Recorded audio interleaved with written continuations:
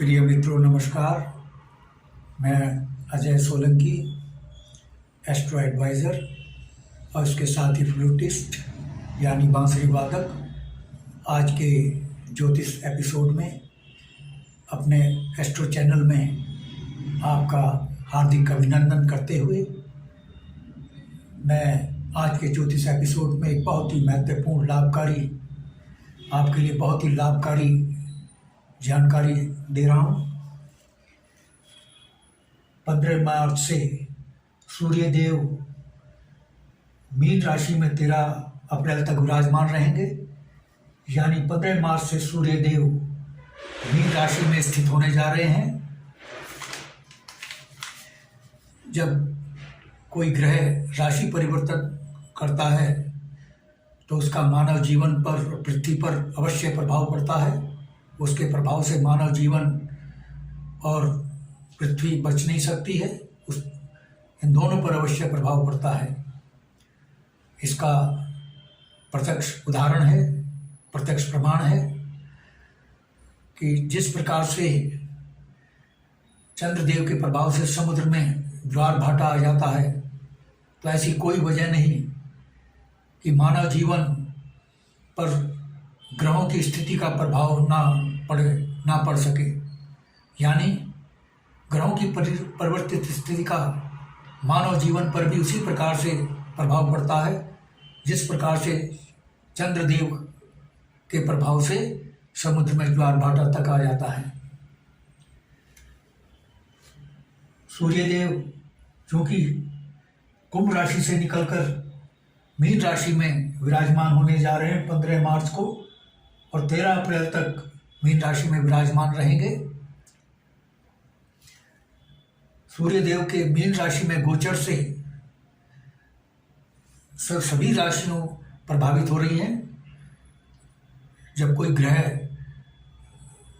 राशि परिवर्तन करता है तो सभी राशियों पर उसका प्रभाव पड़ता है। कुछ राशियों पर सकारात्मक, कुछ पर नकारात्मक प्रभाव, और कुछ राशियों पर सिर्फ सकारात्मक प्रभाव पड़ता है, यानी बहुत लाभकारी प्रभाव पड़ता है। सूर्यदेव के गोचर से भी सभी राशियों पर प्रभाव पड़ रहा है, लेकिन 3 राशियां ऐसी भाग्यशाली राशियां हैं इस केस में, जो कि वृषभ, मिथुन और कर्क राशियां हैं, जिनका इस गोचर का बहुत ही सकारात्मक प्रभाव पड़ रहा है जिन पर। और इन 3 राशियों को यानी वृषभ, मिथुन और कर्क राशियों को भारी लाभ इस गोचर से मिल रहा है। एक एक करके मैं बतलाऊंगा। आइए चलते हैं पहले वृषभ राशि की ओर। वृषभ राशि के जातक जातिकाओं की कुंडली में सूर्यदेव एकादश भाव में गोचर कर रहे हैं। एकादश भाव कैसे हुआ? ये वृषभ राशि है। यहाँ से 1 2 3 4 5 6 7 8 9 10 11 यानी 11वें भाव में वृष लग्न राशि के लोगों के कुंडली के 11वें भाव में सूर्यदेव विराजमान होने जा रहे हैं। 11वां भाव जो होता है वो आय का भाव कहलाता है, बड़े भाई का भाव कहलाता है, समाज और मित्रों का भाव कहलाता है। क्योंकि सूर्यदेव 11वें भाव में गोचर कर रहे हैं, आपकी आय में दिन दूनी रात चौगुनी रफ्तार से वृद्धि हो रही है। आय के नवीन स्रोत आपके लिए खुल रहे हैं। आपको आपके मित्रों, बड़े भाई और समाज से भरपूर सहयोग मिलेगा, भरपूर सम्मान मिलेगा। बड़े भाई से भरपूर आपको प्यार मिलेगा और आप भी बड़े भाई का भरपूर सम्मान करेंगे। समाज के वरिष्ठ जनों का आप आदर करेंगे और उनका भी भरपूर आपको प्यार और स्नेह मिलेगा। सूर्यदेव की जो सप्तम दृष्टि, सूर्यदेव की एक ही दृष्टि होती है, सप्तम दृष्टि, वो वृष लग्न राशि के लोगों के 5वें भाव पर पड़ रही है। सूर्यदेव की सप्तम दृष्टि यहाँ पर पड़ी, 1 2 3 4 5 6 7, और 5वां भाव ये कैसे हुआ?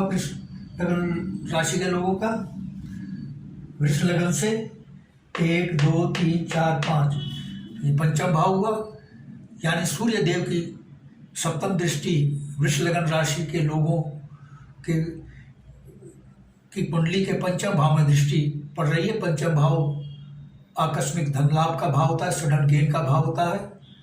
आपको किसी भी स्रोत से 15 मार्च से लेकर 13 अप्रैल तक किसी भी स्रोत से आकस्मिक धन लाभ हो सकता है। हालांकि पंचम भाव जुआ, सट्टा, लॉटरी, शेयर बाजार का भाव भी कहलाता है, स्टॉक मार्केट का भाव कहलाता है। वृष लगन राशि के जातक जातिकाओं ने जिन वृष लगन राशि के जातक जातिकाओं ने शेयर बाजार में इन्वेस्टमेंट किया है, उनको इस अवधि में यानी 15 मार्च से 13 अप्रैल के मध्य कभी भी भारी धन लाभ शेयर बाजार से हो सकता है, खुशखबरी उनको मिल सकती है। और क्योंकि पंचम भाव प्रथम संतान का भाव है, वृष लगन राशि के लोगों की जो प्रथम संतान होनी है इस अवधि में 15 से 13 अप्रैल के बीच, उनको पुत्र रत्न की प्राप्ति होने की संभावना है। क्योंकि सूर्य देव मेल प्लेनेट कहलाते हैं ज्योतिष विज्ञान में, और पुत्र के प्रबल कारक कहलाते हैं, पुत्र के प्रबल कारक ग्रह कहलाते हैं। इसलिए प्रथम संतान पुत्र रत्न की प्राप्ति होने की प्रबल संभावना है, क्योंकि ये संतान का भाव है। संतान पक्ष से आपको खुशखबरी मिल सकती है। पंचम भाव अन्य बातों के साथ शिक्षा का भाव कहलाता है। वृष लगन राशि के जातक जातिकाएं जो परीक्षाओं में बैठ रहे हैं, उनको अच्छे ग्रेड्स, अच्छे मार्क्स मिलने की योग बन रहे हैं, उनको सफलता मिल रही है।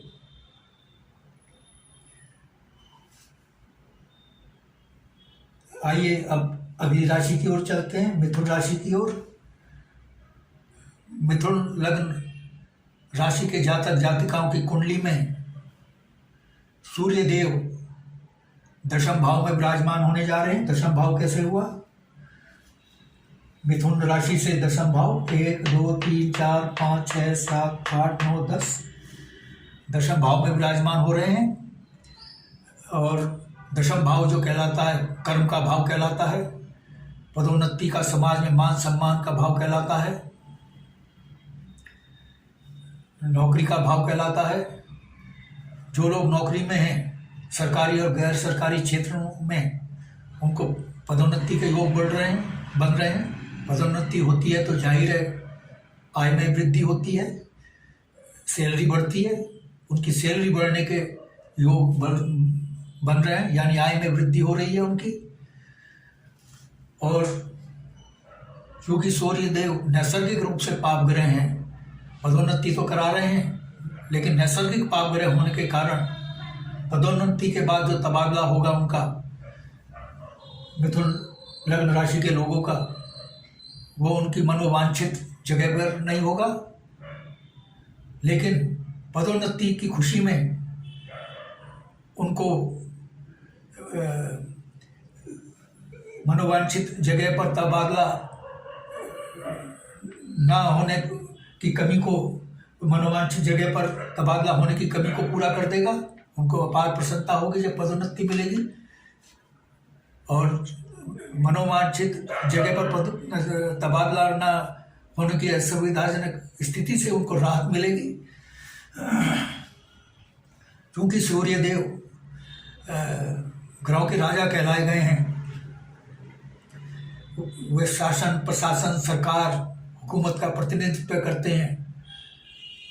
और ये नौकरी का भाव है, दशम भाव, जहां पर सूर्य देव की दृष्टि पड़ रही है। सूर्य देव की दृष्टि नहीं, सूर्य देव दशम भाव में विराजमान होने जा रहे हैं। मिथुन लग्न के लोगों की कुंडली के दशम भाव में चूंकि सूर्य देव विराजमान होने जा रहे हैं, और सूर्य देव जैसा मैंने बताया सरकार, शासन, प्रशासन, हुकूमत का प्रतिनिधित्व करते हैं, और दशम भाव नौकरी का भाव होता है, यानी सरकारी नौकरी पाने के प्रबल योग बन रहे हैं। मिथुन लग्न राशि के जातक जातिकाओं ने जो IAS और PCS की प्रतियोगी परीक्षाओं में बैठे हैं उनको कामयाबी मिल सकती है। इसके अलावा सरकारी नौकरी पाने की अन्य प्रतियोगी परीक्षाओं में जो मिथुन लग्न के जातक जातिकाएं बैठे हैं उनको भी कामयाबी मिल सकती है, मिलने की प्रबल संभावना बन रही है। यानी कुल मिलाकर मिथुन लग्न राशि के लोगों को सरकारी नौकरी पाने के प्रबल योग बन रहे हैं, क्योंकि सूर्य देव दशम भाव में दिग्बली कहलाते हैं, उनको दिग्बल प्राप्त होता है और दशम भाव में जब जाते हैं तो सरकारी नौकरी का योग बनाते हैं और दशम भाव के शुभ फलों में वृद्धि करते हैं। दशम सूर्य देव चूँकि सरकार, शासन, प्रशासन, हुकूमत के साथ साथ राजनीति का भी प्रतिनिधित्व करते हैं और दशम भाव भी राजनीति का भाव माना गया। अन्य बातों के साथ जो लोग राजनीति में हैं उनको उच्च राजनीतिक पद प्राप्त हो सकता है और जो राजनीति में नहीं है उनके अच्छे कार्यों को सरकार, शासन, प्रशासन, स्थानीय प्रशासन, सरकार उनको पुरस्कृत कर सकती है। ऐसे योग बन रहे हैं प्रबल। सूर्य देव की चतुर्थ दृष्टि मिथुन लग्न राशि के क्षमा करें, सूर्य देव की सप्तम दृष्टि, सूर्य देव की एक ही दृष्टि होती है सातवीं, सूर्य देव की जो सप्तम दृष्टि है वो मिथुन लग्न राशि के लोगों के 1, 2, 3, 4 चतुर्थ भाव पर पड़ रही है। चतुर्थ भाव भौतिक सुख सुविधाओं का भाव कहलाता है। भूमि, भवन, वाहन आदि भौतिक सुख सुविधाओं और अन्य गैजेट्स का भाव कहलाता है। मिथुन लग्न के लोगों को भौतिक सुख सुविधाओं पाने के प्रबल योग बन रहे हैं। आपकी प्रॉपर्टी में खरीदने के में वृद्धि होने के योग बन रहे हैं। आप प्रॉपर्टी खरीदने का योग बन रहा है और नवीन भवन निर्माण, नवीन भवन खरीदने का और नवीन वाहन खरीदने और दूसरे तमाम गैजेट्स, भौतिक सुख सुविधाओं के गैजेट्स खरीदने का प्रबल योग बन रहा है। और चूंकि चतुर्थ भाव माता का भी भाव है, मिथुन लग्न राशि के जो जातक जातिकाएं उनकी माताओं का स्वास्थ्य खराब चल रहा था, उनकी माता को स्वास्थ्य लाभ मिलेगा, स्वास्थ्य में वृद्धि होगी और माता से बेहतर संबंध होंगे। माता का भरपूर आशीर्वाद और सहयोग आपको मिलेगा। आइए अब चलते हैं कर्क राशि की ओर। कर्क लग्न राशि के जातक जातिकाओं की जिस भाव में वृद्धि कर रहे हैं या जिस भाव में विराजमान है सूर्य देव, वो भाव है 1, 2, 3, 4, 5, 6, 7, 8 नवम भाव। यानी मिथुन लग्न राशि के लोगों के नवम भाव में सूर्य देव विराजमान होने जा रहे हैं। इस भाव के शुभ फलों में वृद्धि कर रहे हैं। नवम भाव जो भाग्य का भाव कहलाता है, उच्च शिक्षा का भाव कहलाता है, विदेश यात्रा का भाव कहलाता है और पिता का भाव कहलाता है। और सूर्य देव जो हैं भाग्य के नैसर्गिक स्वामी भी, भाग्य भाव के नैसर्गिक स्वामी भी होते हैं। क्योंकि सूर्य देव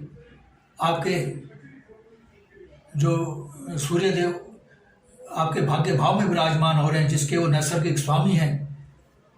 जब कोई ग्रह उस भाव में विराजमान होता है जिसका वो नैसर्गिक स्वामी होता है, तो उस भाव के फल में भारी वृद्धि होती है। यानी आपके भाग्य में भारी वृद्धि हो रही है, भाग्य प्रबलता से आपका उदय हो रहा है और विदेश में उच्च शिक्षा पाने के योग बन रहे हैं, क्योंकि नवम भाव उच्च शिक्षा का भी भाव कहलाता है और विदेश का भी भाव कहलाता है। और लंबी दूरी यात्राओं के योग बन रहे हैं। आप आध्यात्मिक यात्रा पर जा सकते हैं, उसके योग बन रहे हैं। और शिक्षा पाने के विदेश में प्रबल योग बन रहे हैं कर्क लग्न राशि के लोगों के जातक जातिकाओं के लिए। और चूंकि पिता का भी भाव है और सूर्य देव पिता के भी कारक ग्रह माने गए हैं, आपके पिता का जो स्वास्थ्य ठीक नहीं था उनके स्वास्थ्य में सुधार होगा, उनको स्वास्थ्य लाभ मिलेगा और पिता से आपके बेहतर संबंध होंगे, बेहतर तालमेल होगा। पिता के प्रति आपके मन में आदर भाव होगा।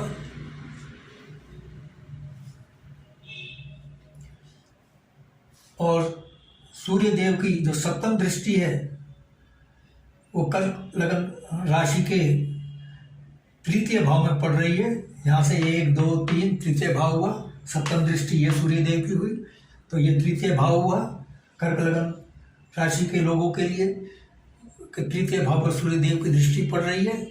तृतीय भाव मेहनत का भाव होता है, पुरुषार्थ का भाव होता है, पराक्रम का भाव होता है। सूर्य देव आपके पराक्रम में वृद्धि कर रहे हैं आप, और ये विघ्न बाधाओं का भाव होता है।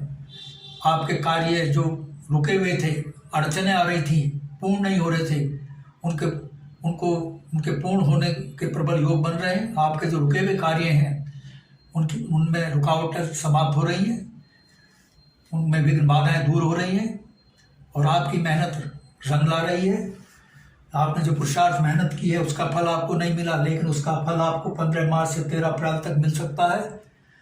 और ये तृतीय भाव छोटी मोटी यात्राओं का भी भाव कहलाता है।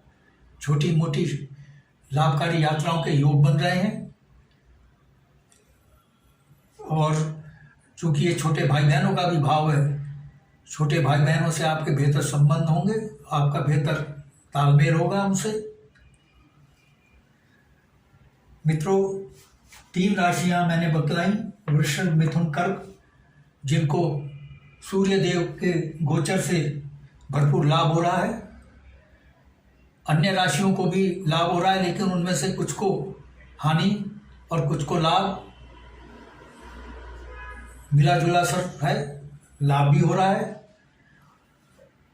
मैं अगर अन्य राशियों के विषय में भी बतलाता हूँ तो वीडियो बहुत लंबा हो जाएगा, वीडियो की लिमिटेशन होती है। यदि अन्य राशि के लोग भी इन तीनों राशि के अलावा जो मैंने बतलाई है, इनके अलावा जो जिनकी राशियां हैं वो जानना चाहते हैं कि इस गोचर से उन पर क्या प्रभाव पड़ेगा, आप कमेंट बॉक्स में कमेंट कर सकते हैं। और यदि आपको मेरा एपिसोड पसंद आया है, I request you to please subscribe my channel. मेरा चैनल सब्सक्राइब करने से आपको 2 फायदे होंगे। एक तो अगला ज्ञानवर्धक ज्योतिष का एपिसोड सबसे पहले आपके पास पहुंचेगा, और चूँकि मैं फ्लूटिस्ट भी, बांसुरी वादक भी हूँ, बांसुरी सिखाने के फ्लूट ट्यूटोरियल इसी एस्ट्रो चैनल में डालता हूँ। और अपने स्टूडियो में बॉलीवुड के हिट भक्ति गीत, देशभक्ति के गीत और रोमांटिक गीत बांसुरी से बजाकर और संबंधित गाने की बैकग्राउंड म्यूजिक के साथ उस गाने को बांसुरी से बजा करके उसका वीडियो इसी एस्ट्रो चैनल में मैं डालता हूँ। मेरे चैनल का आपको भरपूर लाभ मिले। I therefore once again request you to please subscribe my channel.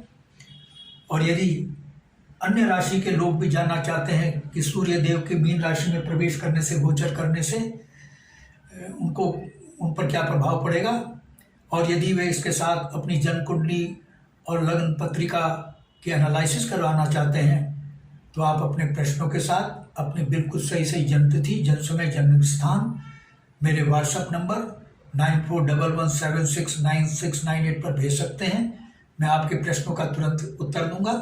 बस आज इतना ही मित्रों, धन्यवाद, नमस्कार।